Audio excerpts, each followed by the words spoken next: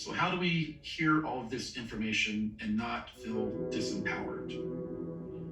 How does it not feel hopeless? Well, I look back when I start to feel hopeless to the reports of legitimate ET contacts that have occurred in the 40s, 50s, and 60s. In all of those reports, the ETs asked two things: grow spiritually or expand your consciousness, and demand the release of suppressed technologies from your governments. Those are the two things that we can focus on. If we begin to organize and demand the release of suppressed technologies, they will have no choice. If we focus inwardly on whatever our religion is, becoming the best human being that we can, and expanding our consciousness beyond our comfortable belief systems, when we do those two things, we are going to gain the freedom that we desire.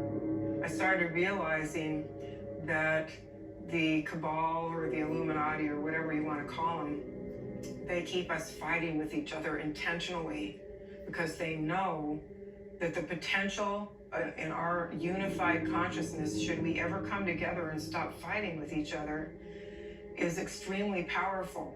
And they have been using that energy against us, like farming and managing our consciousness in such a way that we spin out a version of reality from the thoughts they program into us that makes the Matrix, just like in the Matrix films. Jobs, we worried about all of that shit. So we have made the Matrix that's our prison. We made it from our consciousness and our thought that's been managed, farmed, programmed, and controlled. And if that's true, then we have the power within ourselves to come together and stop fighting with each other and remake the world. And emotion is key. We're not taught anything about how to deal with our emotions in this world. It's like a big black hole, and we just spurt emotional energy all over the place like an out-of-control garden hose. You know, would we waste money like that in most cases? Would we waste gasoline in our car that way? No. Well, we need to look at our emotional energy the same way, because that's the big key. And we have powerful emotions as human beings, and that means a lot of emotional power. But the only way we can wield it is to come together and find our commonalities and build on those, and stop looking at our ideologies that might divide us and our beliefs that might divide us. We've got to come together. We've got to focus on the fact we're all human beings. We all have hearts and souls and conscience. And we need to look at what brings us together. And then we need to take the emotional energy of that love and connection and make that really, really powerful, and then release it intentionally in waves of consciousness, energy, and power that can remake this world and the matrix it's based on in ways that we want for ourselves, for our children, for our grandchildren, for all the animals in the environment. We can remake it just through the power of consciousness. We can get full disclosure just through the power of consciousness. But we can only wield this energy together, and we can only wield it with love for each other and the planet. That's it.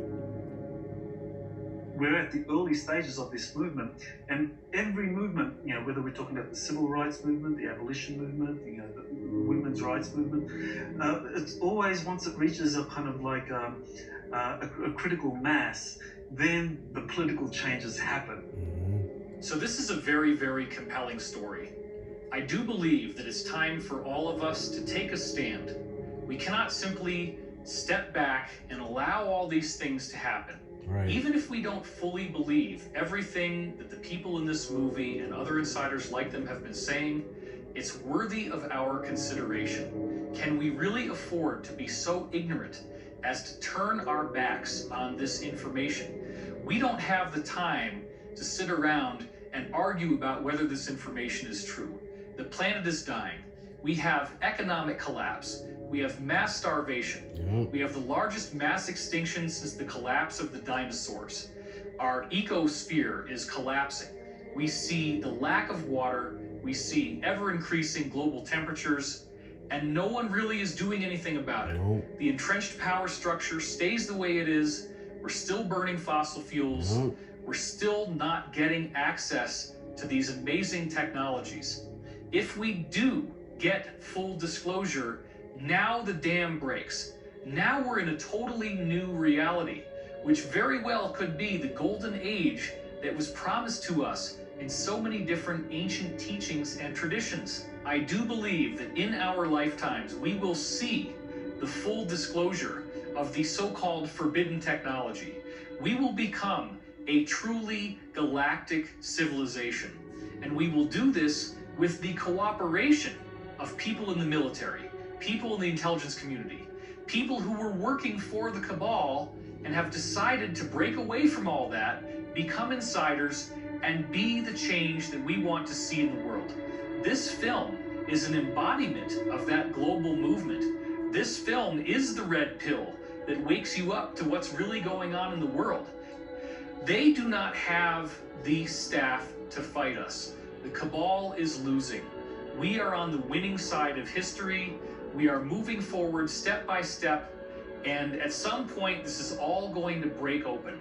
So when we raise consciousness, when we come together as a group, when we create this initiative, when we define what we want, by having that be our state of mind, we are literally transforming this planet into the golden oasis that it was always supposed to be, and the breathtaking future that we have been hearing about from so many ancient traditions. Whether you want to call it ascension, the golden age, whatever it is, I do believe it's possible, and it is up to us to co-create this amazing reality.